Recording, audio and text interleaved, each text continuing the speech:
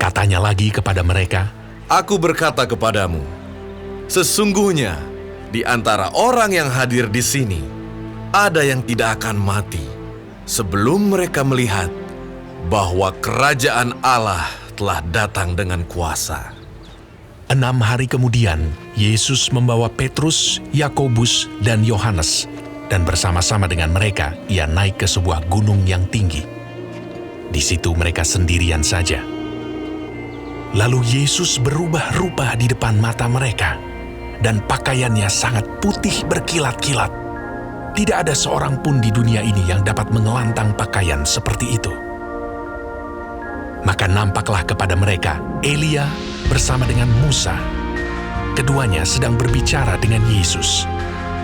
Kata Petrus kepada Yesus, Rabi, betapa bahagianya kami berada di tempat ini.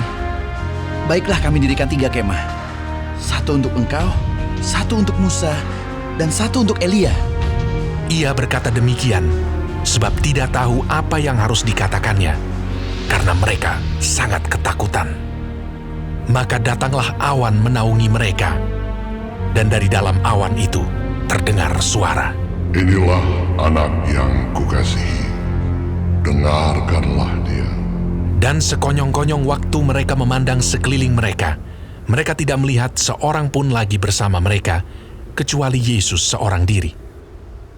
Pada waktu mereka turun dari gunung itu, Yesus berpesan kepada mereka supaya mereka jangan menceritakan kepada seorang pun apa yang telah mereka lihat itu sebelum Anak Manusia bangkit dari antara orang mati.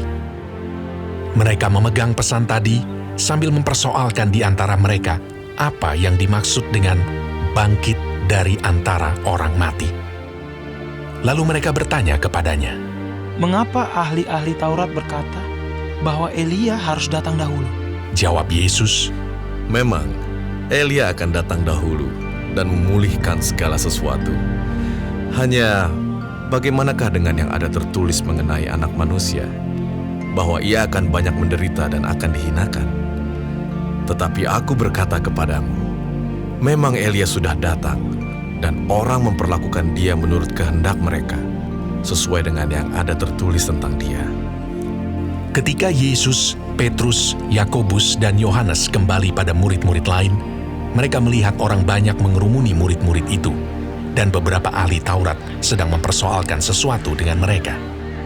Pada waktu orang banyak itu melihat Yesus, tercenganglah mereka semua dan bergegas menyambut dia. Lalu Yesus bertanya kepada mereka, Apa yang kamu persoalkan dengan mereka? kata seorang dari orang banyak itu, Guru, anakku ini kubawa kepadamu karena ia kerasukan roh yang membisukan dia. Dan setiap kali roh itu menyerang dia, roh itu membantingkannya ke tanah. Lalu mulutnya berbusa, giginya bekertakan, dan tubuhnya menjadi kejang. Aku sudah meminta kepada murid-muridmu supaya mereka mengusir roh itu, tetapi mereka tidak dapat. Maka kata Yesus kepada mereka, Hai kamu angkatan yang tidak percaya, berapa lama lagi aku harus tinggal di antara kamu? Berapa lama lagi aku harus sabar terhadap kamu? Bawalah anak itu kemari. lalu mereka membawanya kepadanya. Waktu roh itu melihat Yesus, anak itu segera digoncang-goncangnya, dan anak itu terpelanting ke tanah dan terguling-guling, sedang mulutnya berbusa. Lalu Yesus bertanya kepada ayah anak itu. Sudah berapa lama ia mengalami ini? Jawabnya, Sejak masa kecilnya. Dan seringkali roh itu menyeretnya ke dalam api ataupun ke dalam air untuk membinasakannya. Sebab itu, jika engkau dapat berbuat sesuatu, tolonglah kami dan kasihanilah kami. jawab Yesus, Katamu, jika engkau dapat. Tidak ada yang mustahil bagi orang yang percaya. segera ayah anak itu berteriak. Aku percaya, tolonglah aku yang tidak percaya ini. Ketika Yesus melihat orang banyak makin datang berkerumun, ia menegur roh jahat itu dengan keras.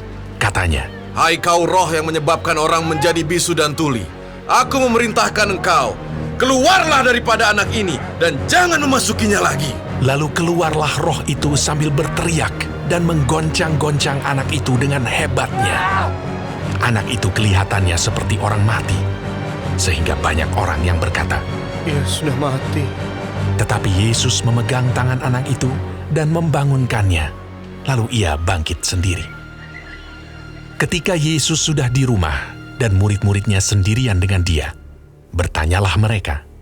Mengapa kami tidak dapat mengusir roh itu? Jawabnya kepada mereka, Jenis ini tidak dapat diusir kecuali dengan berdoa.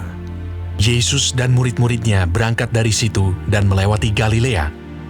Dan Yesus tidak mau hal itu diketahui orang, sebab ia sedang mengajar murid-muridnya. Ia berkata kepada mereka, Anak manusia akan diserahkan ke dalam tangan manusia, dan mereka akan membunuh dia.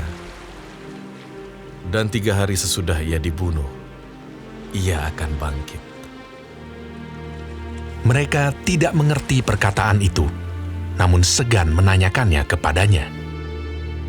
Kemudian tibalah Yesus dan murid-muridnya di Kapernaum.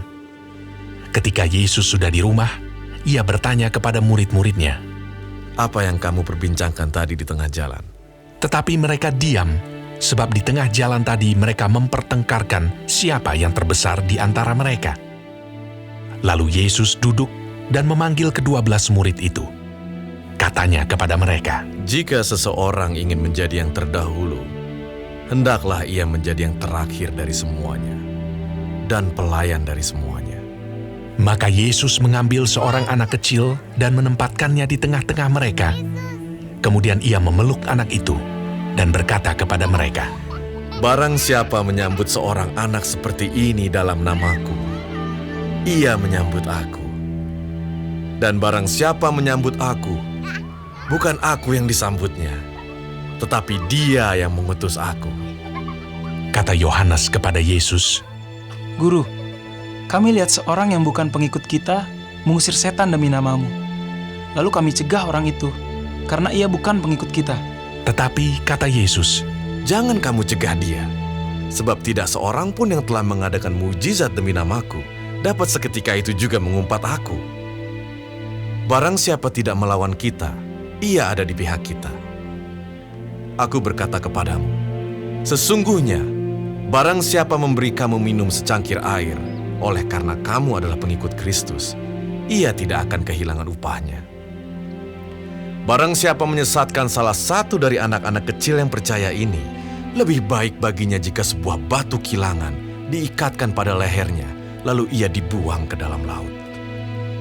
Dan jika tanganmu menyesatkan engkau, penggallah, karena lebih baik engkau masuk ke dalam hidup dengan tangan kudung, daripada dengan utuh kedua tanganmu dibuang ke dalam neraka, ke dalam api yang tak terpadamkan. Di tempat itu, ulatnya tidak akan mati, dan apinya tidak akan padam. Dan jika kakimu menyesatkan engkau, penggallah, karena lebih baik engkau masuk ke dalam hidup dengan timpang, daripada dengan utuh kedua kakimu dicampakkan ke dalam neraka. Di tempat itu, ulatnya tidak akan mati, dan apinya tidak akan padam. Dan jika matamu menyesatkan engkau, cungkilah, karena lebih baik engkau masuk ke dalam kerajaan Allah dengan bermata satu, daripada dengan bermata dua dicampakkan ke dalam neraka, di mana ulat-ulat bangkai tidak mati dan api tidak padam. Karena setiap orang akan digarami dengan api. Garam memang baik, tetapi jika garam menjadi hambar, dengan apakah kamu mengasinkannya? Hendaklah kamu selalu mempunyai garam dalam dirimu, dan selalu hidup berdamai yang seorang dengan yang lain.